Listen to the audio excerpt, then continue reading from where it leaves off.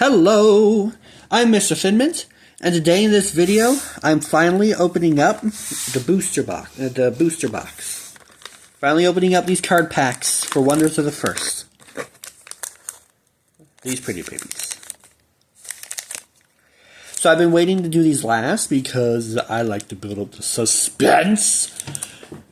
But it's finally time to open them.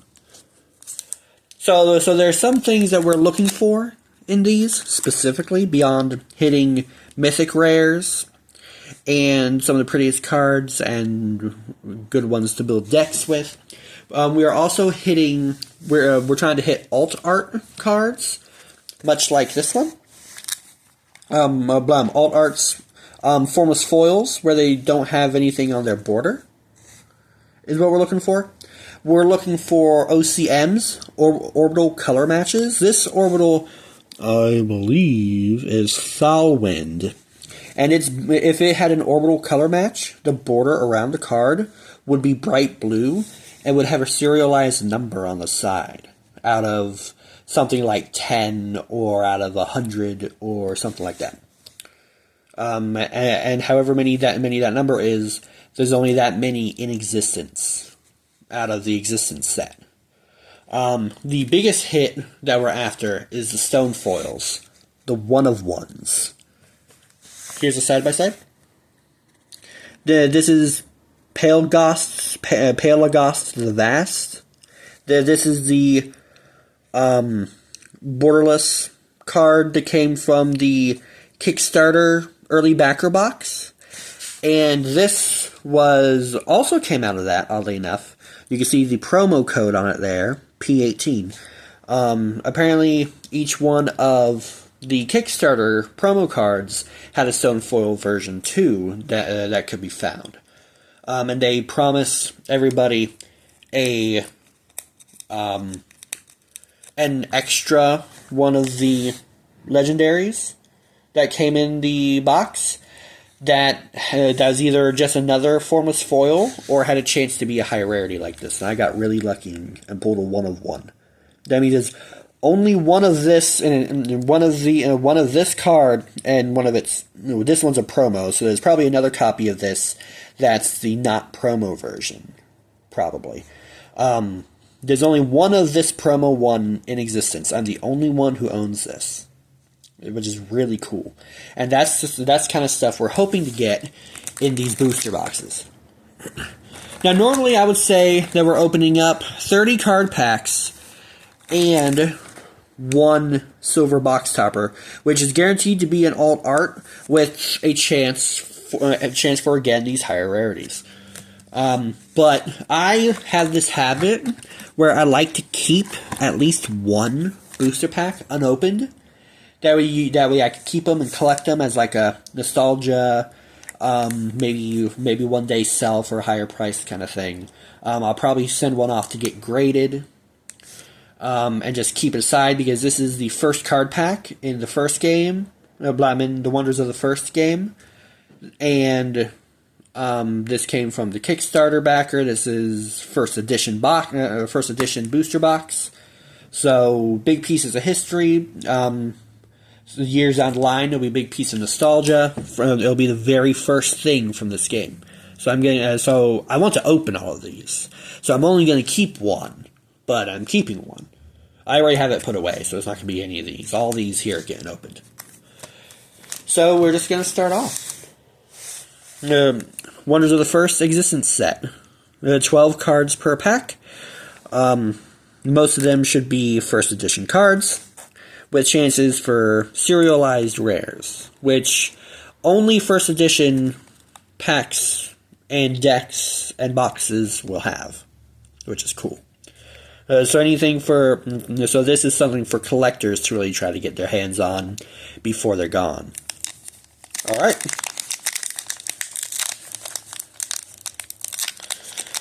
One of these days I'm going to get a bigger table, because I feel like I have to pull these up to me to open them properly, which puts out of view of the camera, which I hate, but my table is just too small. And I have it on I'm shooting this from my phone, and it's on a phone stand, so its angling is kind of set. I can't do anything about that. As I get more videos out and get more viewers, I'm hoping to obviously have this be a monetized channel where I can actually make enough money to afford an actual video camera and better stuff and to buy more cards. Videos are going to be very limited because I am a broke boy with a job, with a full-time job and everything. So me being able to do more of this on a more consistent basis will unfortunately be heavily dependent on how successful these videos get. So I am hoping that despite how green I am at this, I do hope you guys enjoy this and that you share it out, because the better these are, the more subscribers I get, and to the point I can hopefully start making money off of this, I can do more videos, and they'll be better.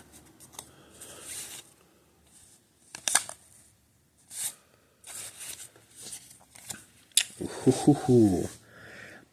Even when there's nothing special about them, this is what a regular foil card looks like. Every foil cards you've seen in my last videos have been Formless Foils, because that's what my deck and my Kickstarter box have come with. This is what they look like regularly. And that looks so cool. There should be a thing for its rarity. C, is that it, C? Is that what it is? Is that what the rarity is? I'm not sure. I'd have to look at them. But that looks so good, even with there being nothing special about it. Another one. So each pack will give you at least 3 hollows. Ah, yes, that is it. Yeah. So that one was common. This one's uncommon. You can tell by the U on the bottom right corner. I think that's it. Oh no! No! That's the orbital. That one was Umbrathine. This one was with the T. It's Thalwind. That's what it is. Okay, I'm done. I was wondering if there's something on the card that told its rarity, but I'd have to look over them again, I guess. I'm not going to bother with it right now. And mainly, this is about you guys being able to see them.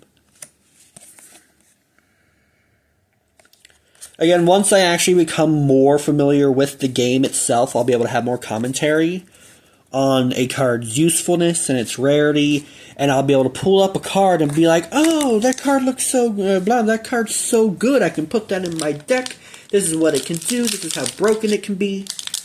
Unfortunately, right now, I just don't have that knowledge enough to be able to do that. So right now, everything's just going to be, oh, this is a rare pool, this is fantastic, and oh my god, this card looks so beautiful. Which is fine. It's a pack ripping video. That is technically what people do on these. They're pretty much just opening them to hunt for rare cards. But I do hope to become knowledgeable enough in the game to actually have something legitimate to say if I pull something really, really useful to me. Because I'm not just doing this just to collect rare cards to make money off of. Like, that'd be great. But I actually want to play this game. It looked really good. It looks really cool. And I don't believe in buying things to not use them. Like, I understand putting the rare, potentially expensive cards away, but I don't believe in buying them, buying decks and card packs to just let them sit. I don't believe in that.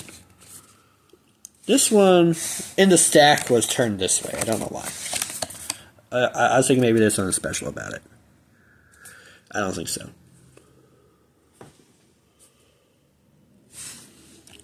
For a second, I thought these might have been the same guy. I was thinking it might have been an alt art or something. They look alike, right? Right? Pinkra. Why is his name Pinkra? Why does he got a pink beard? Oh, I love that. I love that. It's only a gem, but oh, what a gem. That's a phrase right there. That's a phrase. This guy might be my mascot or something. It is very true. I love that. All right.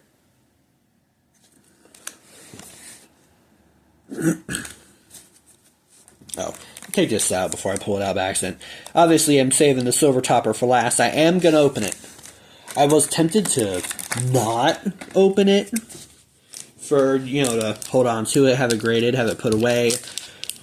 Which, that would be fair, because I don't know how the silver toppers are going to work outside of the first edition sets. I am kind of worried that once they end the first edition runs, that once they start doing the, what's the word? I don't know, the non-first edition, just the regularly non-stamped versions of the cards with the lower rarities, I'm worried that they might not do the silver toppers anymore. I don't know. They probably will. They probably might. I am always wary of those things when it comes to card games. That's one of the reasons I like to hold on to at least one card pack every time I get some. Maybe if I end up getting another set somehow before they run out and I get more silver box toppers, I might put one away to keep. But for this, especially since it's the very first one, I know people are going to be itching to see what's inside, just like I am. And so I'm going to open it. No big hits yet, but they do look real good. It is just a gem, but oh, what a gem. I love that. I love that saying. That's really good. That's a really good phrase, especially for us rare hunters. Like, even if it's nothing special, the fact we found them at all.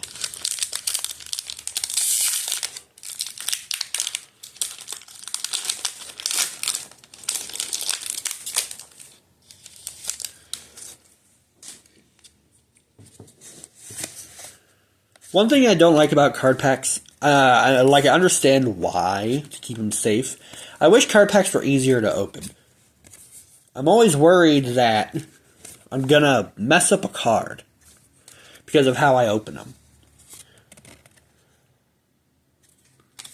Well, hell, especially with the way I open them. Oh. Shiny token! Land on the back.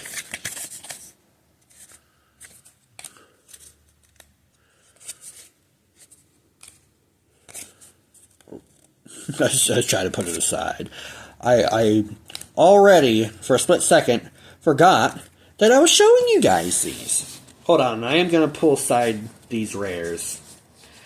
I'm going to make a separate pile for rares and not rares. I want to call them commons, but that's literally just the rarity type, and I don't think it has a bearing on the holograph. Because I believe there can be non-shiny primaries and legendaries and all those. I believe you can get them in not holographics. I don't think that's really a bearing on whether or not it's holographic or not. So I'm not going to call them commons. I'm just going to call them not shinies. Here we go. Pile of commons, pile of shinies.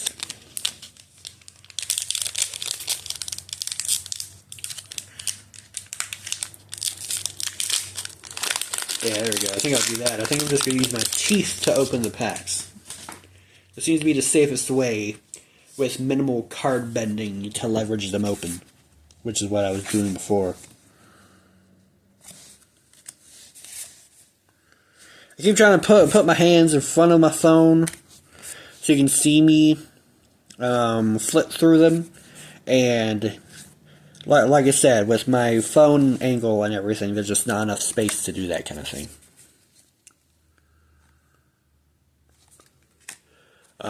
When I get a proper setup one of these days, that should change. But until then, oh, I really like that one. That is cool. Oh, I love that. The T, is that Thalwind? What was the... I forget the names of all of the orbitals. There might be another one that starts with T, too. I can't recall.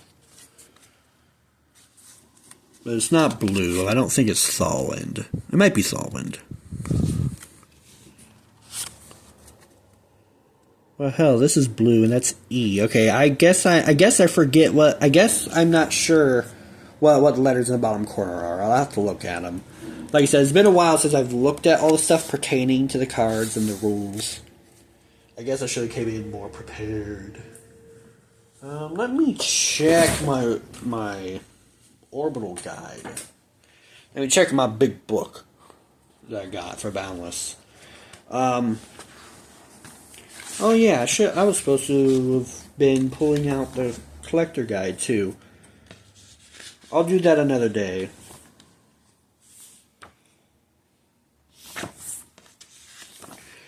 Let's see if this has a thing on the card makeup.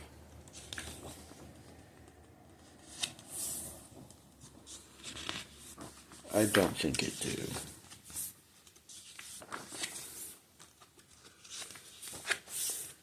No, it doesn't. Okay. That's something else I'll have to pull up again also. So for now we'll just go with I'm ignorant and unresearched, and that's my fault.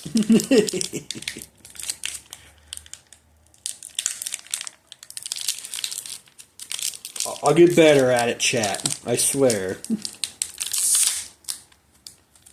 I hate that. Okay, maybe biting's not great.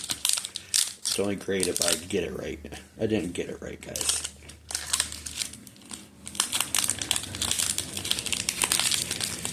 See, this is how you know that I'm not a veteran pack opener, because I'm still not sure how to do it correctly. Because the way I was doing it, I was pressing the cards forward against the little pull tab on it to get it split open, and I know that's not a great idea. I know you probably shouldn't be doing it that way. So I figured I'd try to bite a slit in the top and pull it down, but if I don't have that angle right, then I'm basically taking the same risk. Ooh, a copy of the first. I don't even care that it's common, not shiny. It just looks really good. It's really cool.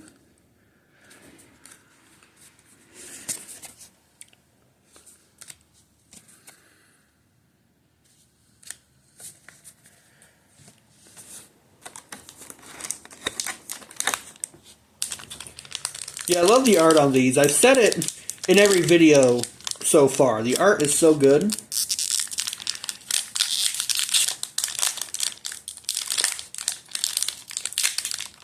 And, yeah. Hold on. Yeah, the art is so good on these. Even the not shiny ones, they look really good, really intense. A lot of people are going to hate on the game because it is halfway done. It's partially done through AI. And a lot of people hate that, and it's understandable. I get it. I totally understand why. The way we've done AI so far has not been great. Whoops. Has not been well done.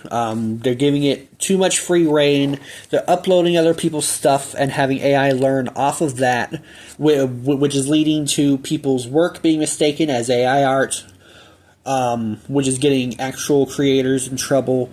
I understand people just being able to put in a prompt and spit out a work of art and claim it as their own, and I don't like that. There are horrible ways that people are doing AI art these days, and it's bad. But Wonders of the First are doing it differently. They're putting in the prompt, they're having it spit out a piece, and then they're going back over it with paid artists to go over and add fine details, omit parts that they didn't like, put in other things to add on to it. They're not just spitting out a prompt and slapping it on a card. They're actually putting in the work. But AI can make things in ways that we hadn't thought of making them. They have ways of...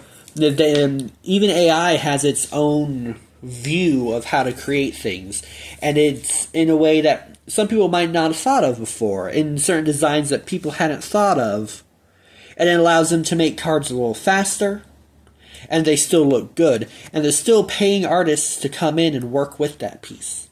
And I think that's the future of AI. That's how AI should be done. And it's done in a way where we're working alongside it, getting help where we need it, but we're still putting in our work, and we can still call it our own. And I think that's important. I did happen, in case y'all haven't noticed, throughout my little short rant, I drew a Formless Foil. I mean, it's just a bear, but oh, what a bear. No, I want to poke the bear.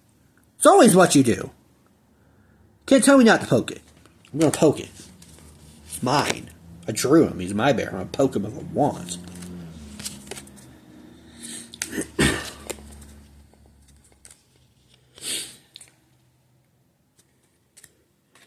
Okay, I am going to try, because I don't like videos that end up longer than they need to be. I've already been here 20 minutes, and I've only opened, what, maybe 10 of my 30 packs? I am going to try to bust through these a little faster. Doesn't mean I'm going to, like, flash the cards any faster, but I am going to stop to talk less. Or try to talk as I'm going. Because I don't want... Well, while I'm sure people like watching these for an hour or two, I don't necessarily like that. I like for people to get through what they're doing in a timely manner so I can move on. And that being said, there's a good chance that this video is still going to be at least a half hour, maybe probably more than that.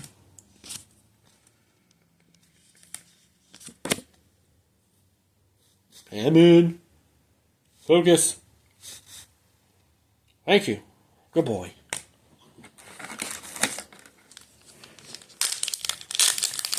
One thing that upset me a little, when they were doing the Kickstarter and they were showing the booster box, they showed different colored booster packs. And I was a little excited about that, because despite how much it would have set back my quote-unquote content, they had at least 6 or 7 different card pack designs in what they were showing, and I was going to keep one of each and set one of each aside.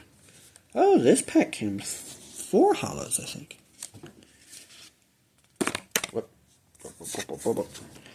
I guess there's a chance for that, yeah. Another one of that. Boy, he pretty. Or she, I don't know. That is a pretty card. I love that. I don't want to Formless Foil of that one. So yeah, I've opened, I don't want to say 10 packs. I don't think it's quite been 10 packs. Maybe 6 or 7 packs. I've only gotten 1 Formless Foil. So that seems to be the going probability for drawing something like that.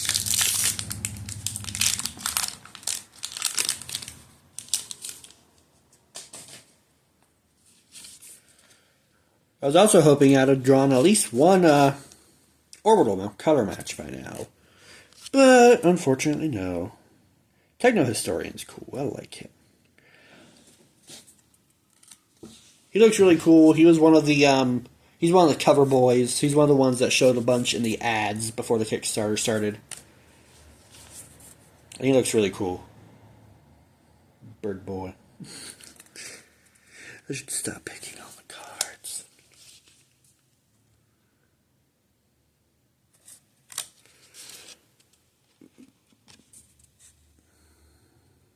Wonder what the difference in the border is. What's with that?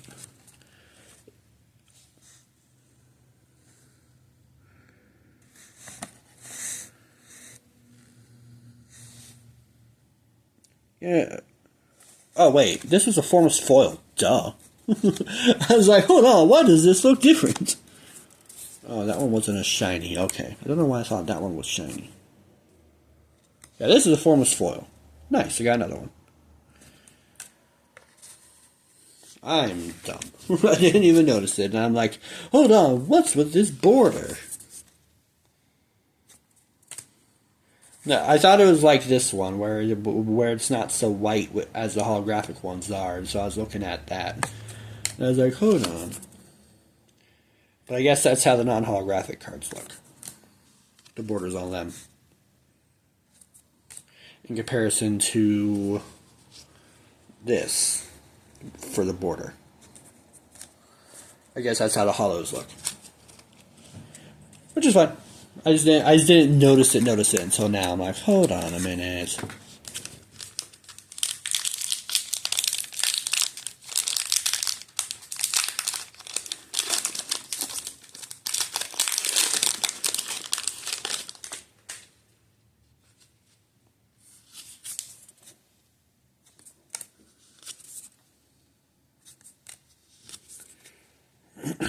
I mean, hell, because... Well, actually, yeah, these aren't first editions. So I guess... Not even most of the hollows. So I guess just mainly the Formless Foils and higher are considered first edition. All the other holographic cards are not first edition. So everything that's not Formless Foil or better that you see will pop up looking just like this.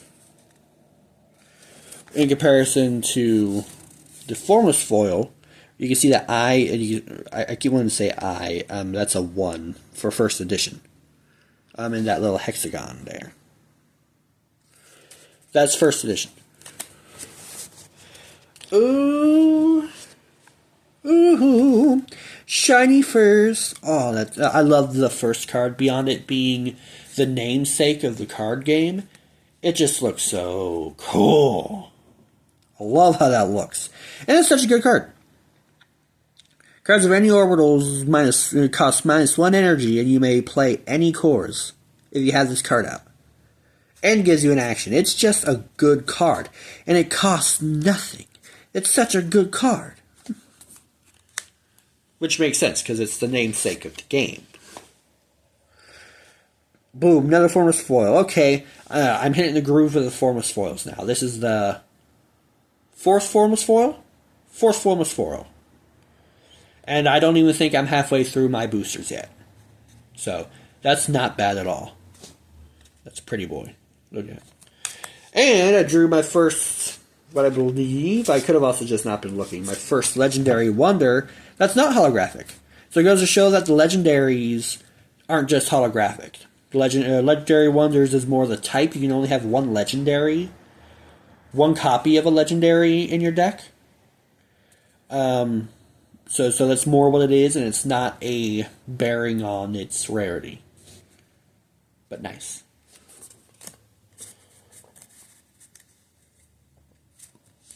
Although I also think that's...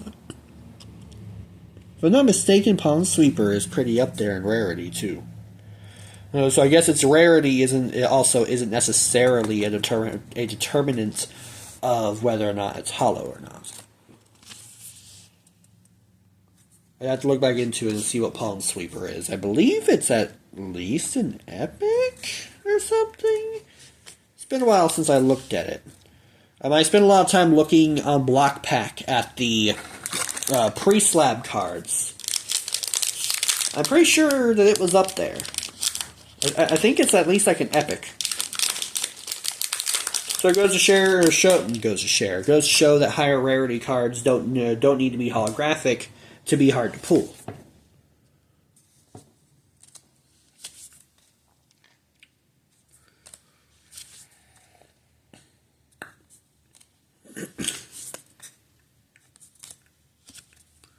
Damn, yeah, we're definitely going to be going past 30 minutes.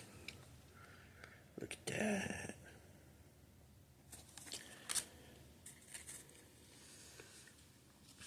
Ooh. Yeah, a lot of the art on these is just so good.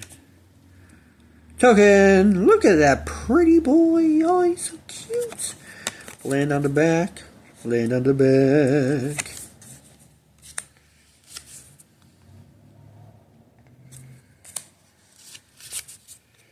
I'm going to have such a tall stack of cards when this is done. This is just one box.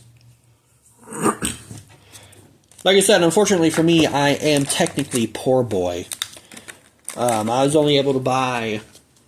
I bought the minimum cost backer tier to be able to get the early backer box. Because you had to spend, I think it was at least $200 or $130 or something like that. I can't remember. You had to spend a minimum to be able to get it for yourself. And that's the one I got, which it came with the booster box. It came...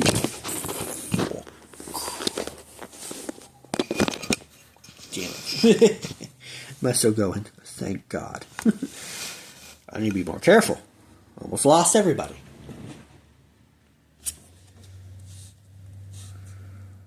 Oh, that's pretty. Oh, hold on. Okay, there it is. All right. Something popped up on my phone screen that was messing up. Oh, that is pretty. I'd love to get that in a full art. That is good looking. God, what was I saying? Oh, yeah. It came with the collector booster box. Yeah, no, you get back where you were. The collector booster box.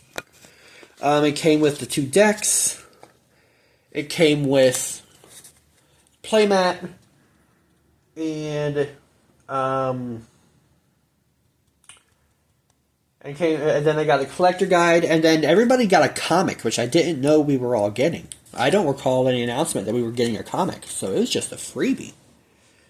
Okay, hold on, I'm out of alignment here somewhere. I wanted to have both a view of the non-rares and the rares. There we go.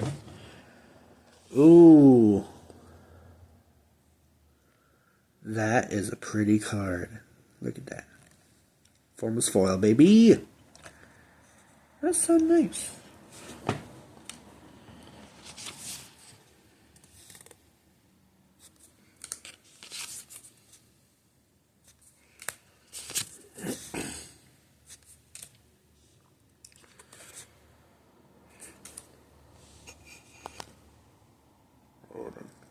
Okay. Just wanted to be sure that I was out of full zoom. I thought it looked a little zoomed. It was when I dropped the phone.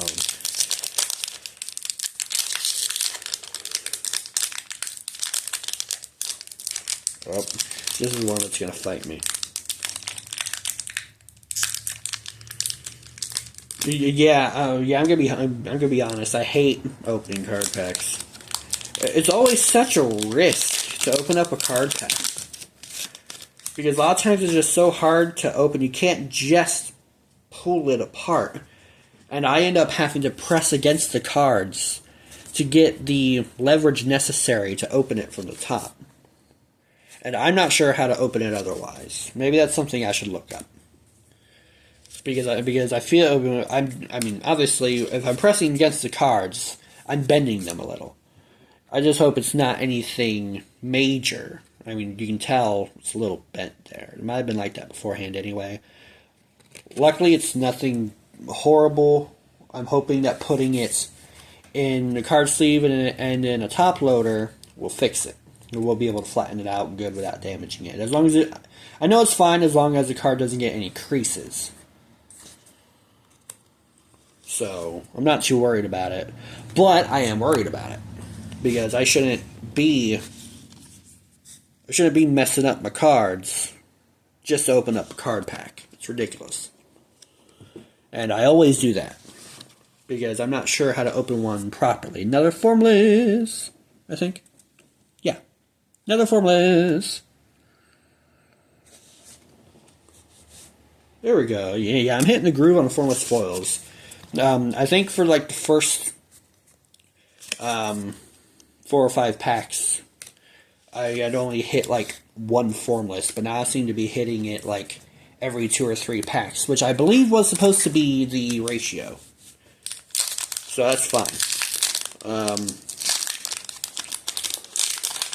I'm not sure what the ratio on orbital color match cards are, but I thought I was supposed to have gotten one. I figured I was supposed to have gotten one by now. Because I think you're supposed to be able to get at least one per box. I keep trying to put those in the rares. Dang it. Literally every single one.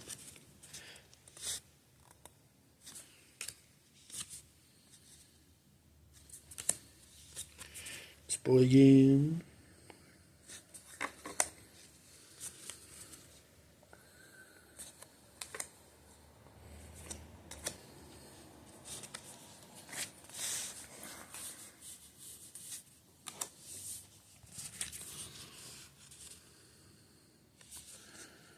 So yeah, I think the corner is the rarity, is what I think it is.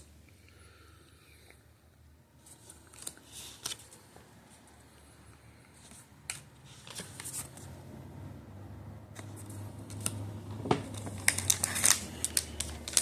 think I've probably got about 9 or 10 more packs left.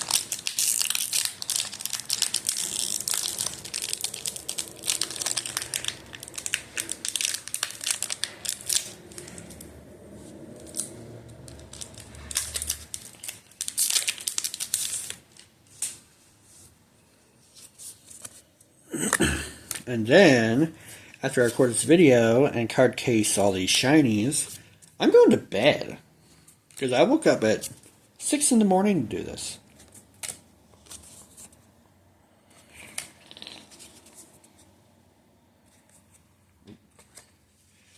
So I'm going to power through this puppy. I'm going to put all my cards in protection. Even the regular... Well, that's not a common. But even the regular common holographics, I'm going to put up. I'm going to put up in card sleeves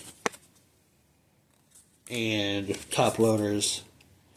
Because even if they're not first editions, they are the first print out of the very first set. And we all know how the first of any card, how much worth those can get in time. And there are a lot of people that there are a lot of people that are selling everything they got from the Kickstarter outright. Apparently, if I had not opened up these boxes and just tried to sell them all online on eBay, somebody sold the exact kind of set that I have, the minimum set, for like almost $800. Like I only paid, I don't even think $200 for mine. So I could have apparently made like 500% of what I paid if I decided to sell them online immediately. But I'm not going to do that. I wouldn't have done that. It was a little tempting. I mean, $1,000 is nice, and it would buy me all the things I do want. But I'm looking for a long-term investment here. I want to be able to take aside all these rares, put them aside, keep them nice and safe, and then 15, 20 years down the road, even maybe this little guy, well, this is a token, so maybe not specifically him, but maybe even this shiny uncommon, since it is part of the very first set. Down the line, after they've done like 10 sets for the game, this might be worth the same as a Charizard, as the original Charizard in Pokemon. You never know, and because you never know, I'm going to keep them safe. And that's the kind of collector I am. I want to be able to hold them down the line, keep them safe, keep them in good condition, until the day comes that if I decide to sell them, they might be worth nothing still. They might still be worth not that much, but they might be worth something really good. And especially in this kind of game that's kind of breaking molds. That's kind of breaking molds and doing new things. You don't know how it's going to turn out. But because of their use of AI, this game could flop. I don't think it is, or else it would have already. But instead, people are willing to pay $1,000 for a $200 Kickstarter set. That's how big the game is on launch. And I mean, whether it stays that big, only time will tell, or if it gets worth even more, only time will tell.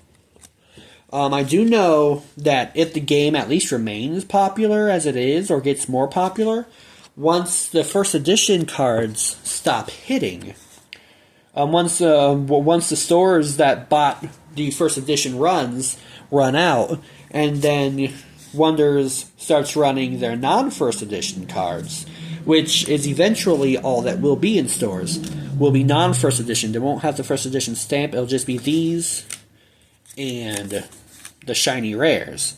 And that's really all it's going to be. There's not going to be any one-of-ones. There's not going to be any orbital color matches. Those were only for what was bought through the Kickstarter.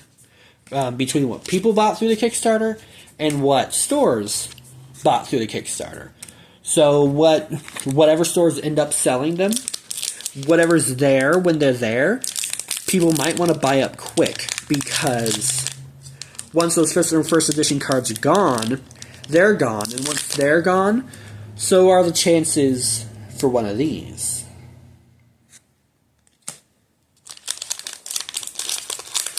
But that's the kind of collector I want to be. I want to be the kind of guy that sits on it.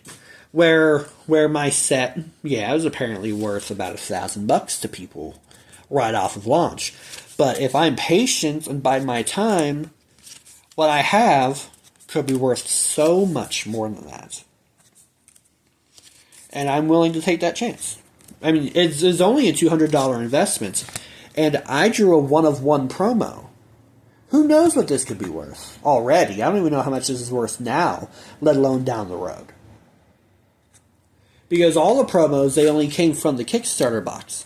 So even everything, even probably individually outside of the sealed box, might be worth a pretty penny down the road. But the one-of-ones could be worth so much more. And I would have never known if I hadn't opened the box. So, and not everyone's going to have that luck. Because there were apparently like 2,000 backers, and every backer got, as far as I know, only one box, unless they bought more than one set, in which case they might have had, more boxes. But for the Stonefoils, there are 400 and something Stonefoils total between 2,000 people. So, that's the rarity we're looking at for these. And even then, it's not like more than one person's going to have one of these. Only one person's going to have one of these. Me. Only I have this. Only I will ever have this. Unless I sell it or trade it. So that is a big... That's a big investment there. That was won only because I took the chance. And its value is going to depend on time and building of popularity, which I hope my channel helps with in some way. I don't see me being any way big anytime soon, but whoever sees my video might see it and be like, "Oh, hey, I should help. I should definitely buy packs if it could get me something like this, and maybe I'll help at least keep up the popularity of the game, which would therefore help my investment." And like I said, I like the game. Its gameplay, from what I remember of the rules, it looks really good. It looks really fun. It looks really short, and it is the kind of game, it's not like Yu-Gi-Oh! Where you can win in one turn, which aggravates the hell out of me. It's not the kind of game where you can win in one turn. You're forced. You have to play 7 rounds in this game, which means everyone has guaranteed 7 turns to turn the game around. And I think that's really cool for a game. It makes it guaranteed to be competitive without the guarantee of you being so overpowered that you without a chance of your opponent being so overpowered that you don't have a chance. There it is, guys. I got my first OCM, Orbital Color Match, at 8 of 10, which means only 10 people are going to ever own this color, this rarity of the card. Or, you know, somebody who happened to somehow get lucky and draw more than one, you know. But assuming everyone gets one, only 10 people are going to ever own this. So that's really cool. And I got one. Which I expected. You're apparently supposed to be able to get at least one per box. So that's fair. That's cool. I like that. I mean, I know I still have, like... Oh, God. Yeah, I still got 9 card packs left. So I'm pretty sure I'd have drawn one in soon no matter what. But I was starting to get a little worried. Because I am literally a third ways through what I... 2/3 way through what I got. So I was a little worried that those odds weren't going to be in my favor. Because while they say what the ratio is and they say what the chances are, this is the game of probability. It is basically gambling. Just because there's a good chance, just because the probability is supposed to be one in, you know, at least one in every box, does not mean you're guaranteed to get one. It means there's a really good chance that you'll get one in every box, but it doesn't mean you're gonna get one in every box. So the fact that anybody gets one is really good. And depending on what the card is, it's even better. That means the rarity is even better. Mine, there's only 10 of them, which makes it really good. There's only 10 people that are ever going to have one of those. That's why the Stonefoil 1-of-1s are such a big deal. Because there's only ever going to be one of them. And I have mentioned that card like 10 different times on the Discord already. I'm just so excited that I have one.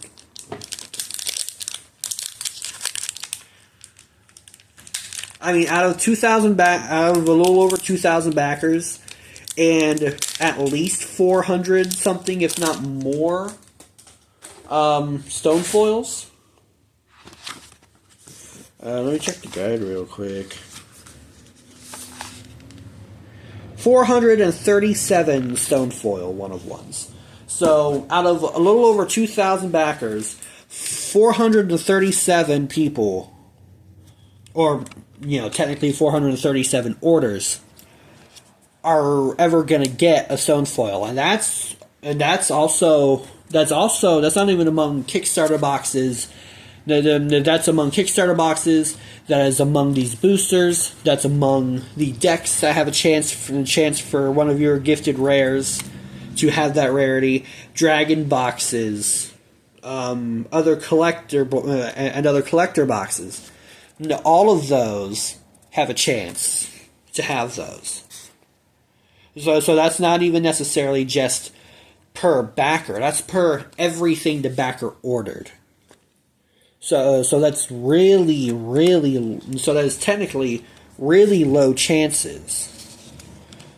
I mean, between just 2,000 people is big enough. But that's between 2,000 people and everything that's been made. And that doesn't count everything that people aren't going to open. Because, like I said, there are people selling the whole Kickstarter sets like what I have. Everything that I got was just one set. People ordered multiple sets of these, and they're just selling them. Looking to make a quick buck, a good buck, but a quick buck off of it. And the people that are buying them might have the same idea to never open those Kickstarter early backer boxes. They might have the idea to never open them because they figure it'd be more worth it, and they'd probably be right that it's, in general, based on probability, it might be more worth it to leave it sealed and sell the whole thing. I got lucky. I wanted to see what was in them anyway. I didn't quite care to keep the box sealed. I wanted to see, and I took that chance, and I got heavily rewarded for that. But that also goes. But that's also the rarity of it. A lot of people might decide they want to take the chance too, and not get anything like that out of it. They might just get another Formless Foil, which is guaranteed for for all of those cards to be Formless Foils, with one of them being a duplicate, and that duplicate in the hold on, let me see, let me show y'all in the box. In the early backer box, you're supposed to get 7 legendary wonders, with one of them being a duplicate, and that duplicate had a chance to be an orbital color match, or a Stonefoil. And I got lucky. I got really lucky. So that's the kind of rarity we're looking at, and that is why another Formless, that is so pretty. That is so nice. Oh. But that is kind of why I would urge you guys to, once you can find them in stores, buy them. Get them. Which would be bad news for me, because I'm broke boy, and I'm going to have to actually save and hold on to money to be able to buy me another box or anything. I'm not going to be able to just go into the store when they're there. Knowing my luck, by the time I go in to try to get one, they'll be gone. That's why I got this Kickstarter. It's probably going to be all... It might end up being all I get from it for a while. But once they do come out with the regular non-first edition cards, I do plan on buying those and doing card ripping videos of those too. Because then the rarity falls in the holographic and the general rarity of the card. I'm not going to get anything serialized, nothing that special, but they'd still be worth opening up. Because they'd have value they'd have value for regular players. Not necessarily, they're not, blah. The cards that people get out of those non-first edition cards are probably never going to trump the serialized ones that collectors are definitely going to be after. But there's still going to be value in them. Based on the rarity of the card, how good the card is, how much it's sought after. And as I'm able to get those, I'll definitely going to be opening them up too. Like, I had no plans on investing in a card game to just open up the Kickstarter set and then never upload again. But how much more I upload on it is based upon what money I had to spare and whether or not stores got them. I do think for a while, even after the first edition run's done and it's just the non-first editions, I think that cards are going to run out of stores quickly, like how Yu-Gi-Oh does, or there's going to be a lot of thieves trying to scalp it. And I think stores might have to go to selling them online like they do Yu-Gi-Oh, especially when they see how much cards have been going for from the get-go. Yeah, like, I think it's going to be bad for a while. So get them while you can. Please don't scalp, though, people. That's not cool at all. It's not. Don't go into a store and buy out their whole stock. Don't be selfish like that. Other people want to play a game. Y'all are the reasons. If you're a scalper, you're the reason why no one's selling cards in store anymore. Like, understand that. You're the reason people aren't buying cards in store anymore. If you're going to scalp, buy them online from the get-go. Leave the ones in store for those who want to be able to quickly buy something and open it. For the sake of actually being able to play the game or try to collect something, but only have enough money to get one or two decks or packs or boxes. No one has a reason to go into a store and buy 10 or 20 of anything. And I mean, if they have enough to take that and still be able to stock their shelf, it's fine. But most of the time, they don't. And don't do that. It's just not cool at all. And y'all should be ashamed of yourselves.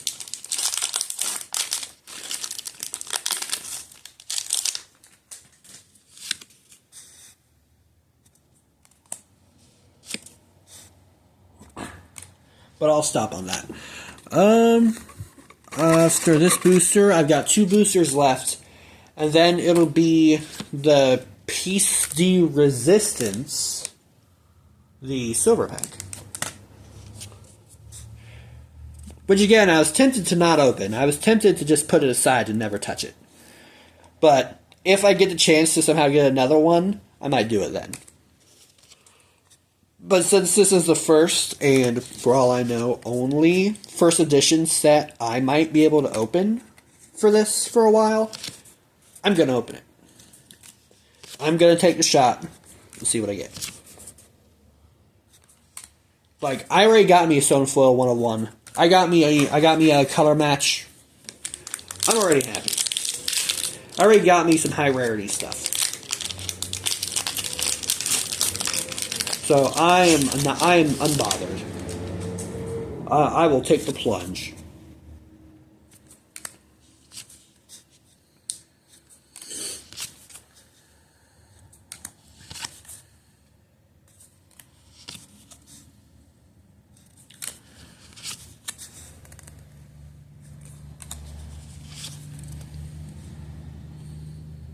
I guess I should try to shine up the rarity button.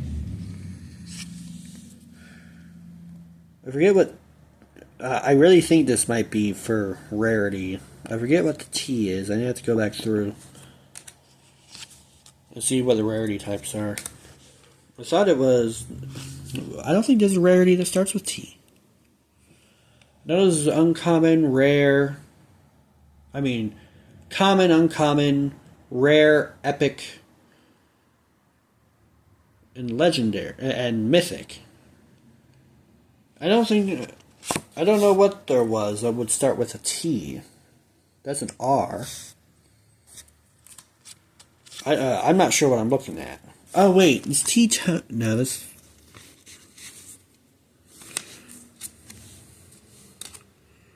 Oh duh. T is for token. I'm stupid.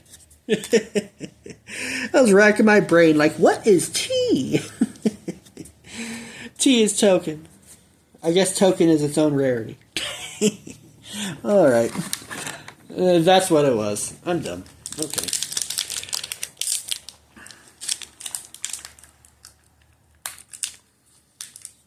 Okay, so hold on a second then. Before I go into the last pack, let's see if I can find Poison Spear, because I swear that he was a higher rarity. If he is, that would... Yep. This one is an epic rarity. That's E. And it's not holographic. So do watch out for your rarities, because they don't have to be holographic to get it. I mean, this is an epic rarity. This is going in a card sleeve, for sure. That's an epic rarity. So, I mean, obviously a holographic one is going to be worth a lot more, obviously. But watch out. Well, watch out for the rarity indicator on the card. Because you can miss something just because it's not shiny. I don't even need to look for Pollen Spear. It showed me. This one's epic. E. That's epic.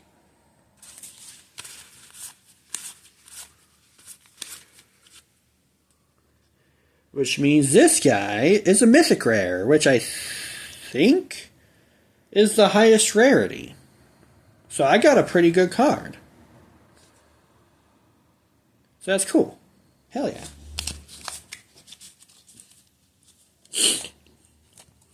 Alright, we're on to the last regular booster, guys. And then it's on to that silver pack. And then I will leave you all alone. It's been just under an hour. We're just creeping up on the hour mark.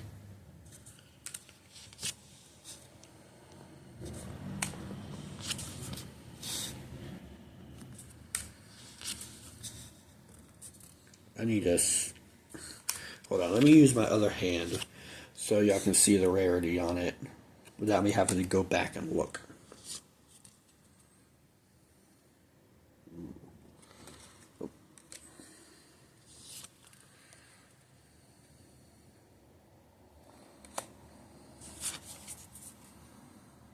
And that's it.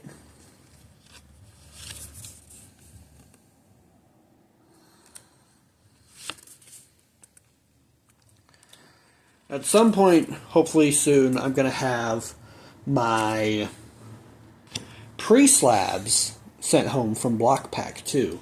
So I'll be able to show y'all what those look like real quick too.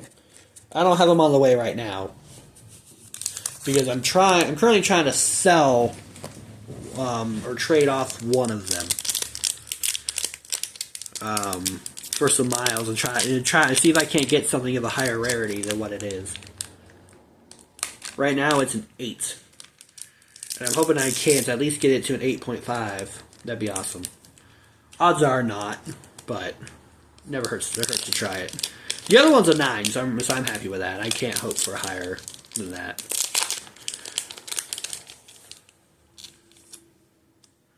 And here we go. Ooh. And that's the Formless Foil out of the Silver Topper.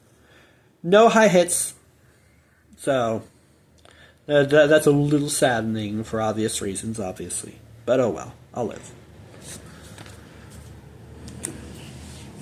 Not bad. I got one orbital color match. It's a high rarity. There's only 10 of these. I believe I've seen a couple orbital color matches that is like a number out of 99. So I mean, an out of 10 is really good. So, all right, that's it for all my cards. At some point, I'm going to come back and do a more in-depth example instructional video on the decks. There's a chance I might do a video going over the collector guide and matching up what I got. The Boundless collector guide. I might do a video on it. I haven't decided. And yeah, go on to wonders.ccg. Check out the stuff they have, the stuff they've done, and how they're doing their game. They have a thing on how they work their AI art. They have and on their mission for the game and all that good jazz. If you enjoyed this in any stretch of the word, try subscribing to my channel. It won't hurt you if you do. It'll only benefit you, really, because even if my videos suck, at least there's a video, right? I do plan on doing more card openings, whether it's this, or it's Pokemon, or it's Yu-Gi-Oh, or it's Magic, or maybe something else I randomly decide I have an interest in for a few moments. I don't have a set schedule. I can't promise how often it'll happen, but I plan on making it happen. My channel, if there's going to be any growth, it's definitely going to be slow. But I hope you enjoyed this, and I will see y'all around. Thank you!